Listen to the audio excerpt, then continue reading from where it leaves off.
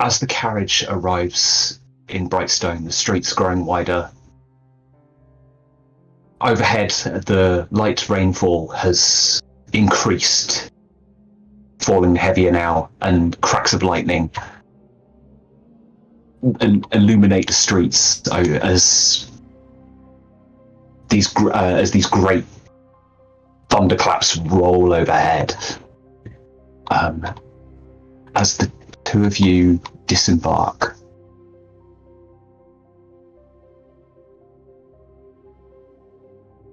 a very, very heavy roll of thunder cuts through the sky, and in that, the lights flickering on the street and threatening to go dark. The street is plunged into darkness. Save for one light further ahead, which somehow, defying the reason and logic, stays illuminated, just flickering in the heavy fog.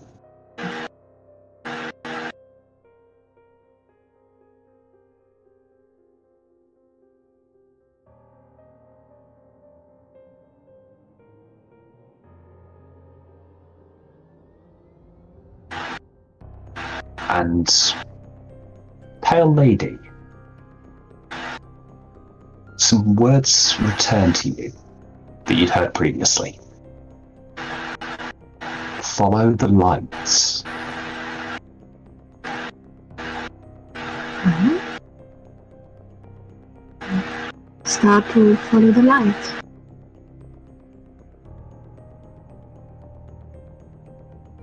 Ankh, what do you take? I don't even question it. Caroline seems like... I think I'm rather spooky, and Caroline has me beat by a mile. Whatever she is embroiling herself in, I am fully ready to go to the deep end. So I just follow her. As you step closer to this one light that remains on, and looking further ahead down the street, you see another light. Spark and illumination returns. And as you approach, yet another.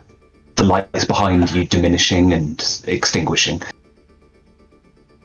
and seems to be drawing you ever closer and closer towards the docks. The docks of Brightstone, rather, so where several jetties jut out into North Hook Channel. North Hook Channel. And as the lights extinguish at the end of the street, you catch sight of a figure.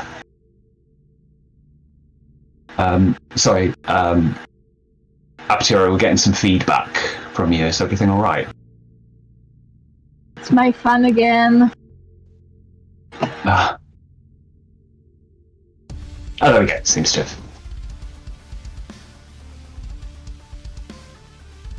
So, and as you arrive at the site over North Hook Channel, you see a solitary figure, hooded, with an old wooden fishing rod over one shoulder, and carrying an old rusty bucket, walking along the waterfront. Turns, stops, and turns to look at the both of you. Yes? Hello? You gonna continue having a stare down? Places the bucket down. Places the old fishing rod on top of it. And you see the hood is lifted, and as there's a flash of light from the lightning above, you see that it's an old Severosi, dark-skinned, who puts old, slightly crooked finger up. Makes their way closer. And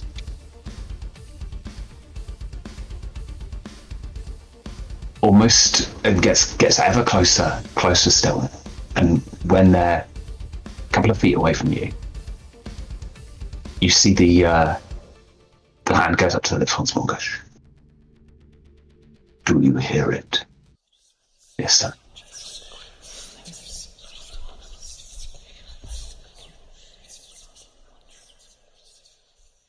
Yes, sir.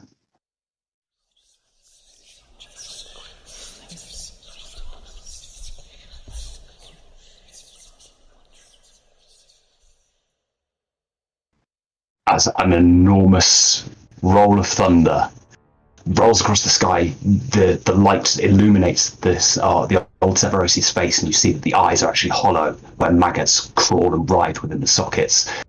Looking down, the fish in the old bucket flip around and gasp for air, and one of them, this great eel that's kind of coiled in on itself, it begins to burst open as crabs begin to crawl out of its skin.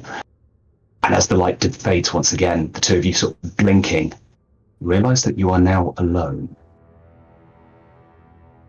Especially you, Ankh, with that almost extrasensory perception, the hairs on the back of your arm stand on end in the back of your neck.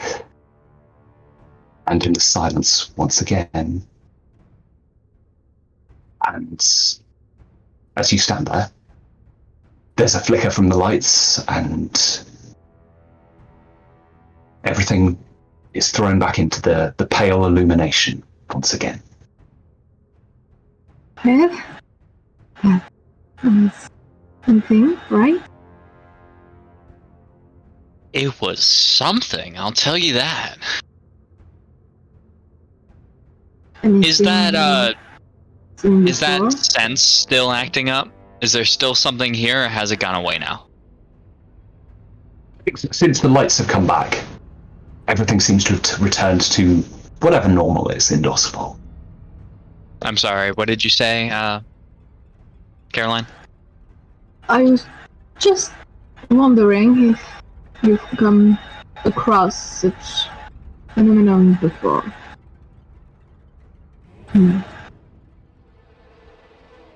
I don't think I've come across this flavor before. I find it exciting.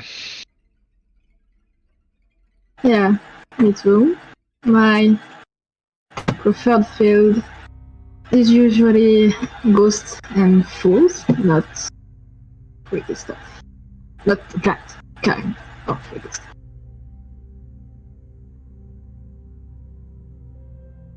And as the uncertainty of what just happened, the two of you musing over the last few minutes, and as the more you reflect on it, the more you wonder if it even happened to begin with. However, a wagon passes by. Not a very, very kind of low key vehicle, likely a tradesman's vehicle from the silver market. However, rather than carrying any kind of merchandise, it rides incredibly low on the back axle, where an enormous figure has caught a ride. And as it passes by, the figure jumps down. Wyverian.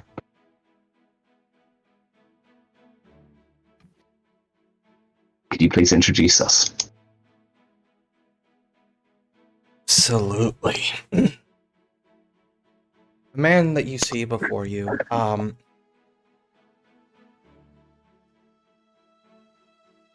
there's no two ways about it.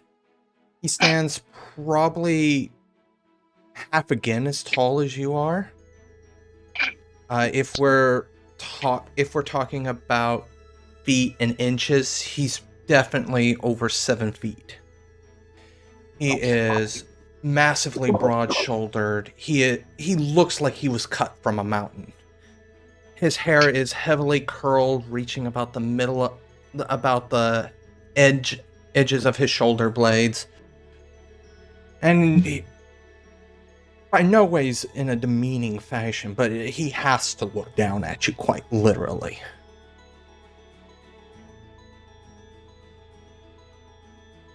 Good day, fellows. I may say so myself.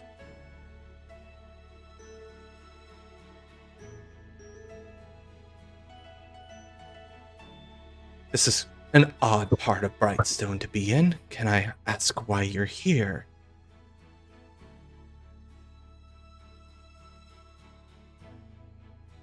I can't say I'm quite sure of the answer to that. There seems to have been some strange happenings. What brings you here? We're just at like a random part of the street, right? Yeah, so you're in this very kind of open planned part of the city, where the Silver Market is behind you. You're looking out over Norfolk Channel.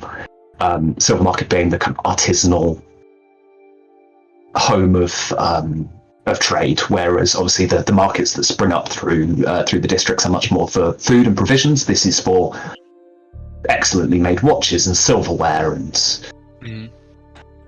where you buy an engagement ring, not the groceries. At the moment, all closed down. The stalls are shuttered and boarded. There was an old man here.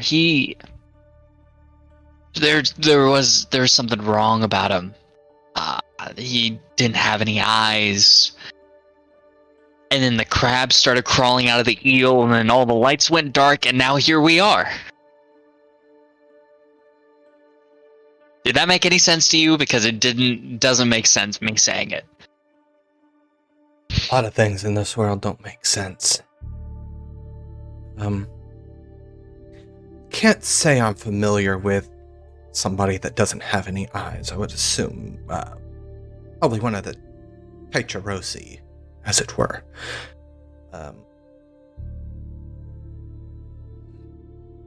As for why I'm here, well, I have a certain location that I'm heading to, and quite frankly, I don't wish the driver to know where I'm going exactly, so I had him drop me some distance away.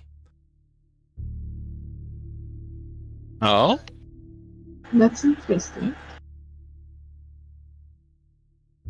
Somewhere fun, I hope. A look of confusion comes across his face.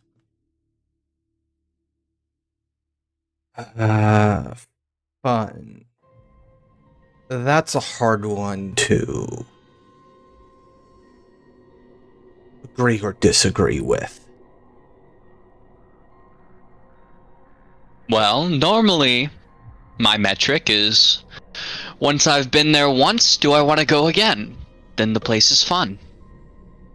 Using that metric, then, absolutely.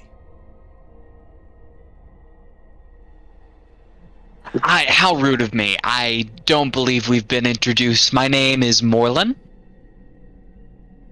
I'm Caroline. And you are? Very, very bold of both of you. I must say I'm not as bold as to go around giving people my actual name the first time I meet them. However, I do understand. You can refer to me, for the time being, as Templar, and we can leave it at that for now. Once we get to know each other a bit better, that may change. Assuming that we do get to know each other better, I do not want to make assumptions. Now, if you forgive me, I do have to make an appointment.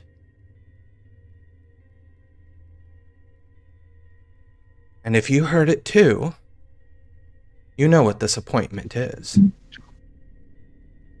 And you may follow me. If I've just confused you and left you bewildered, then it's best you don't. And with that, this very large individual, he doesn't push past you in a rude way, but he does kind of try and turn his body sideways to kind of move through you, and begins making his way towards the east side of Brightstone. I mean, we are, I hope we both, we heard something, right? Something strange. Did you? Like, I thought, I was maybe thinking it was like the rain, but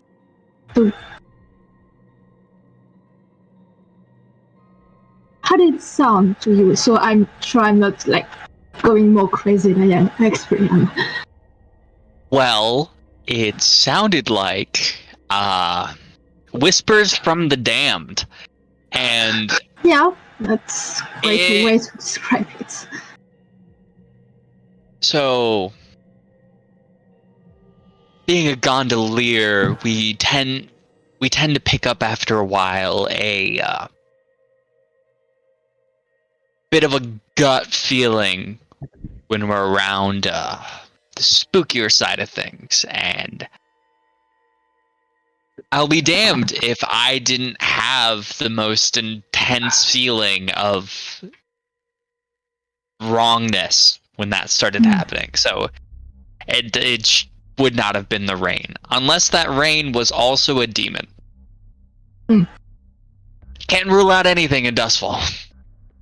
So the next question would be, do we want to tamper with it?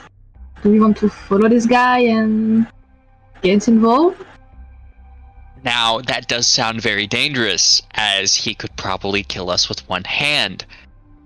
That's However, also that sound very fun. It does sound very fun. I like how you think. Yeah. I mean, if it gets too much, we can still run away and... It's at this point that I just put on my spirit mask as I start to follow Templar. Yeah. Okay. Hearing the footsteps behind him, he goes, well, I was not mistaken when I called you bold, at least. And he continues to move through the streets, eventually crossing a small bridge. At this point, the most dominating feature is the lightning barriers across the river, as they grow larger and larger as he takes you closer and closer to what appears to be a rocky outcropping of a beach.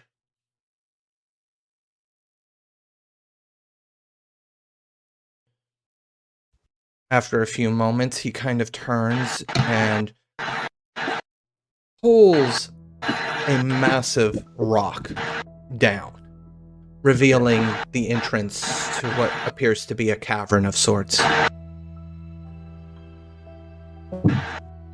He makes a very humble gesture.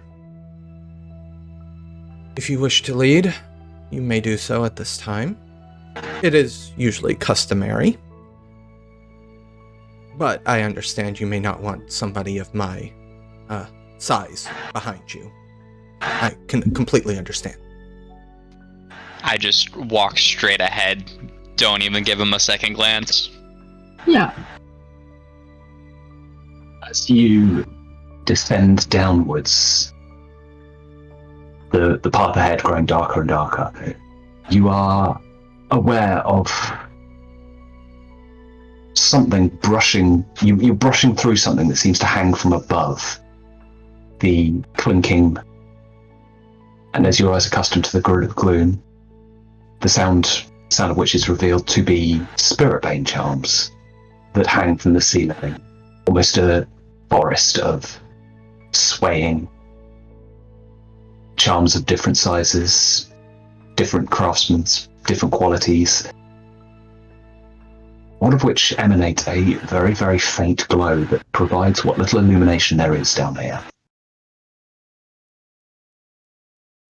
And with that,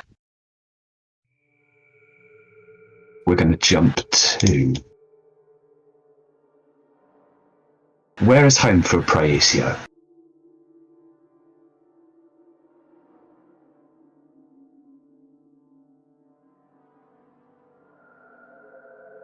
Yeah. Again, Which district does Praescio call home? I would think. Where was it? Ooh. White Crown, perhaps? Yeah, White Crown. Cool. It's in the quiet serenity of the very, very early hours of the day.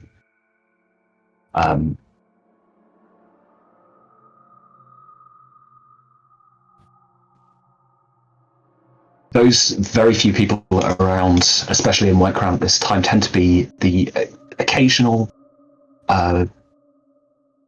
steady clip-clop of horses passing by from the Imperial Cavalry, while the rest of the streets remain silent. Just occasionally a roll of thunder and the barking of a distant dog that cut through the otherwise silent night. And is it normal for you to be awake at this hour? Absolutely. Yeah. As you hear the hour of ash toll out in the darkness, you stare into, in the rather lavish accommodation, you stare into the main fire of your home. As you look at it, you think that it burns with a bright apple green flame. And your vision blurs a little bit before you see, in very rapid succession, figures. Some of them in silhouette and unrecognizable, while others are... You manage to land more of at least no recognition, but there is certainly, you can make out faces. One seems to be a very tall, heavy-set gentleman, along with a woman who pyramids her fingers together, and you realise that running down from the very pale skin, running to the tips of her fingers, it slowly turns black as she pyramids her fingers together. And another who snaps a spirit, what you would probably know as a spirit mask away. You just catch a glimpse of the dark Aruvian skin and the jackal mask. And as you look further into, as these visions keep snapping forth and back, you see what looks to be the streets of Brightstone. A rocky face, steps descending downwards into an impenetrable darkness, and as the darkness encloses you,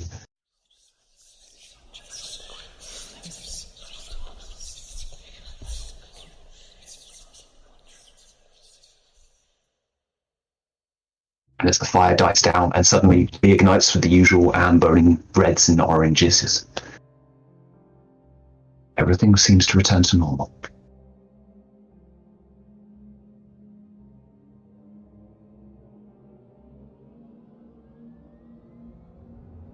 What's that?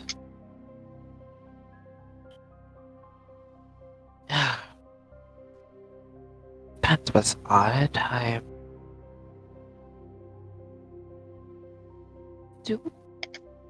They don't seem familiar at all to me. The faces that people.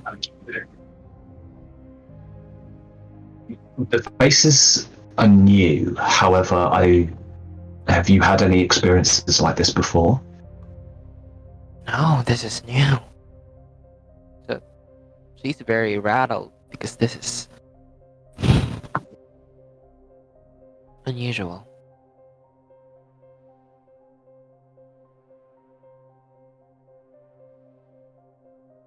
There's a... Oh, sorry. You look like you were going to say something. I just breathe. Oh, okay. There's a slight clatter from the floor below. The regular house staff and it's something to bring you back into the present and and the normality of everything.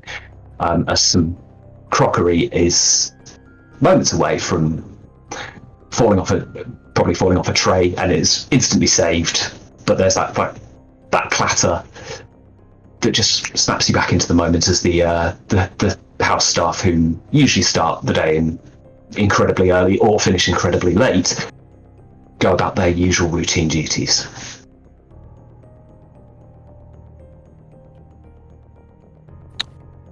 Well, I guess I know what I'm gonna do soon.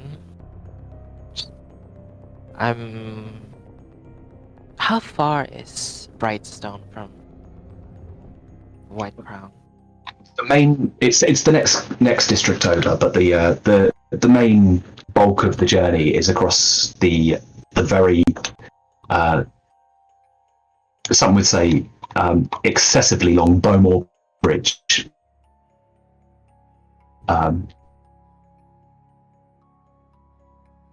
Well, The whole journey will probably take you anywhere between 45 minutes to an hour. let's go and figure what the hell that was. How are you Gonna- getting there? I might just walk. It's just a bridge over, so. So the journey itself takes quite a long time. There's 2 checkpoints through the bridge itself as well. The security of White Crown is of somewhat precedent in the city.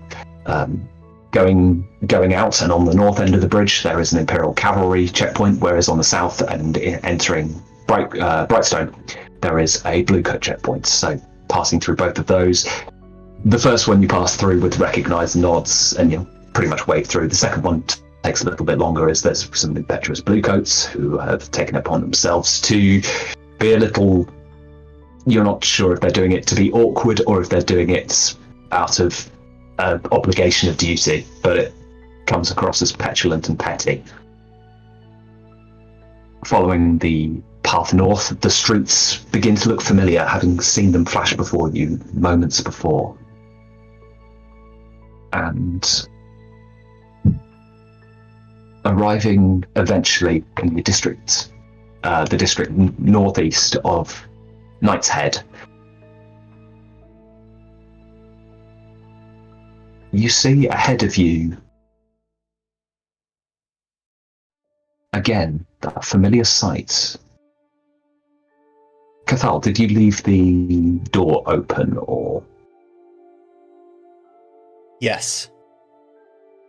And where there is usually something of a rock face that's built into the wreckage of a bridge, which you can just about see stretching out over from the Lost District, and this on the Brightstone side, the bridge itself has been partially hewn from this rock face as well, then collapsed into the middle into the mist, the major river that runs down the east side of Doskvol. But in the side of this rock face is now an opening, with again those steps that descend down into the dark.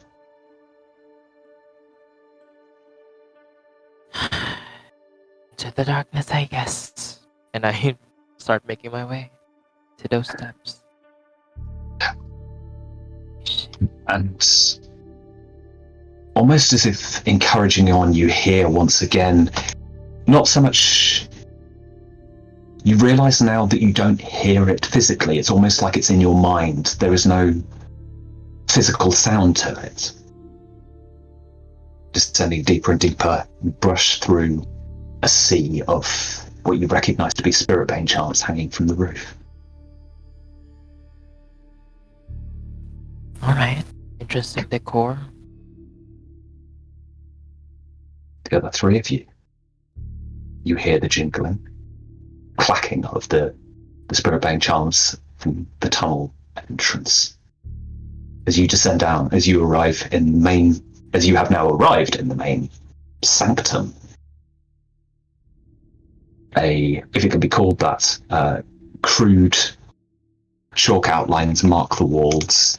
A lot of them old, especially to the few of you who have a history or experience with Scotland. Old runes, markings, sigils.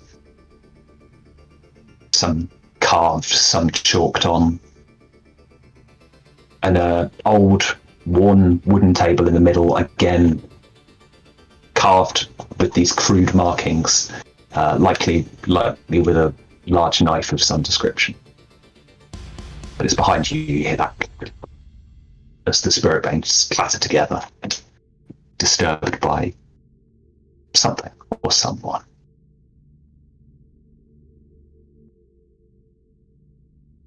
Templar would just be, as he reaches the main area behind Ankh and Pale Lady, he's not overly concerned about people coming up from behind. I mean, when you're as large as he is, even if somebody gets the drop on you, they usually take a second thought. So he is going to move behind he is going to move through the opening. You occasionally hear the splash of water, as this place definitely is at least partially submerged underwater. And you would see him going about the room, touching the markings in a reverent fashion. As if each one he's set. You don't see him move his lips or mutter anything, but you do feel like he is definitely speaking in his head as he touches each of these, with how long he pauses at some of them. You can definitely see a measure of respect, honor, and reverence. It's most definitely the correct word. Ankh, Caroline, what would you like to do?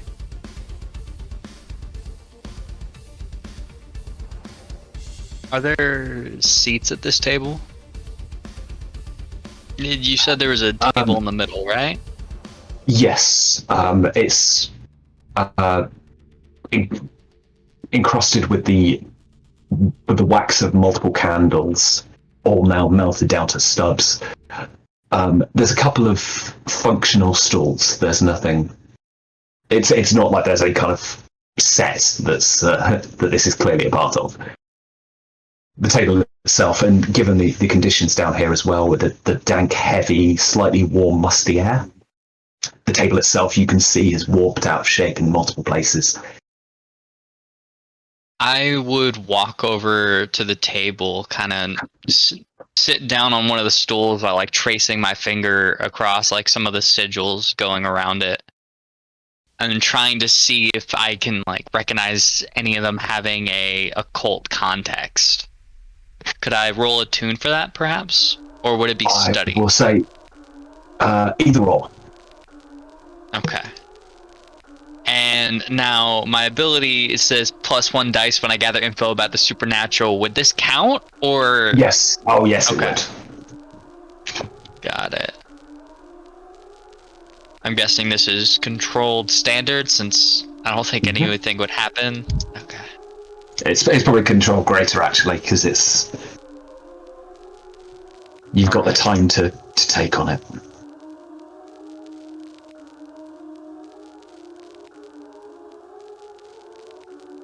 At the 6. Oh, very nice.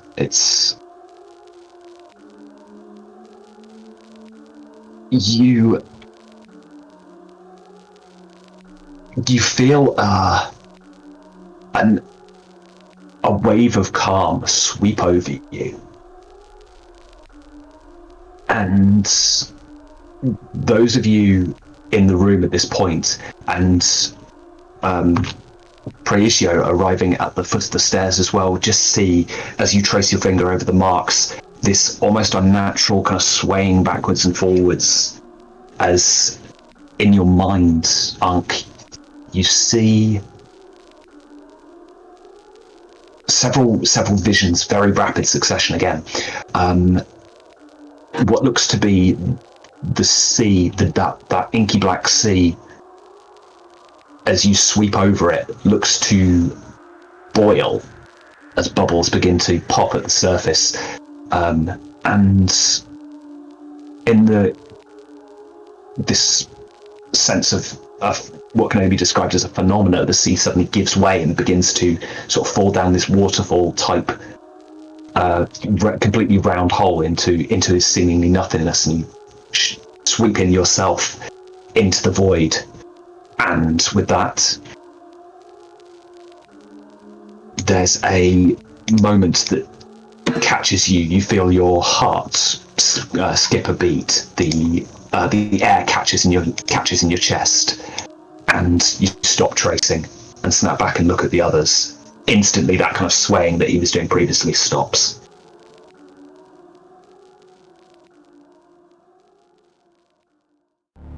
Well, they're not just doodles, I'll tell you that. Is that familiar at all? Is it at all reminiscent of my experiences with Satara, my demon acquaintance? Satara is... the emotions are there. Everything you experience in those moments seems to be amplified. But the feelings that Satara conjures up are very different to this. Mm-hmm. And at this point, as you sort of snap back, you look and you see the silhouette of somebody stood in the doorway,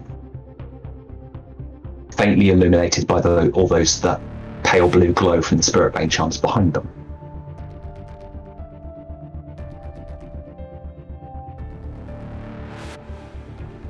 Hello there. Come to join our little party? Oh, it's a party. Did I interrupt your dancing? Well, you can start if you wish. I wouldn't mind a show. Could always use the company. Well, not here for a party. Had a strange feeling, inkling, maybe. And it They was seem one of them? contagious. Yeah. Oh. Funnily enough, you were present. Oh. As there's a sudden small flare of light as... Sorry, Wyverian, I'm going to hijack you for a moment. As Templar strikes a match and ignites one of the small remaining candles, just stands about an inch and a half off the table, but one of the few that actually has a means of illumination. And you see this newcomer. And could you please describe yourself? So, before you see this very, what do you call it? Very well dressed, but refined clothing, but practical. It's the best way to describe it. She is Eruvian, much like you. You see her hair is tied up in a head wrap, and she's very well postured, and yeah, she's yeah, that's her. I'll say as well, if the two of you, given both your backgrounds, the two of you can speak to one another, if you so wish, in Hadrathi, the national language of Maruvia.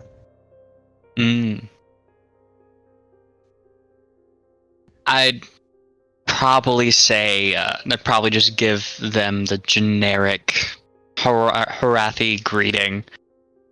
And say, city is so big for those like us. Though, yes. It's glad to see a friendlier face. Well, it seems like the city's getting smaller and smaller. Indeed, and weirder by the day. And I checked to see if there are anyone else in there. I know someone Yeah. lit at mine. There's the, again, very familiar form of the very large figure who's now snapping out a match back and forth. And what is Caroline doing at this point? And again, the very pale woman that you saw previously. But what is Caroline doing? Caroline is exploring the room. Maybe checking if there's other potential issue to get out if things get a little bit too dangerous for their liking. But she turns to the new person once she hear them speak.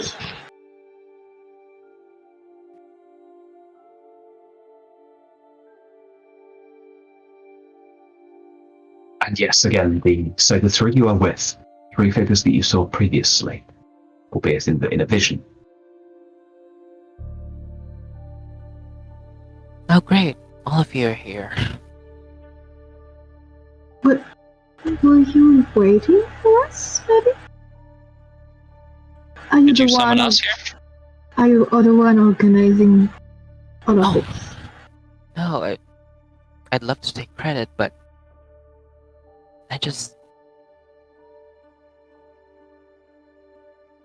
to put it quite frankly, I had a vision about this place and the three of you. Well, I'm quite flattered. At this, Templar finally kind of just states, well, everybody hears the song in their own way. Never audible, for it is silent. That being said, however, now that you have heard the song, there are certain dances that need to be learned. Some will come in time. Others may be more close at hand than others. And I would say at this point, you would hear the jingle of the Spirit Bane charms a couple more times as a couple more individuals enter the sanctum. They are somewhat dressed in more ceremonial type garb. These Templar gestures towards them. These are other members of... what is that quaint term? Ah, yes. Congregation.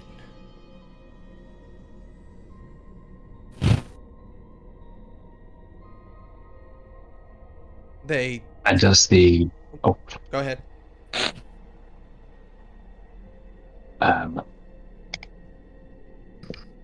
was going to say it's as the. Did you want to add something? Because I was going to go into a. No, it's fine. All right. It's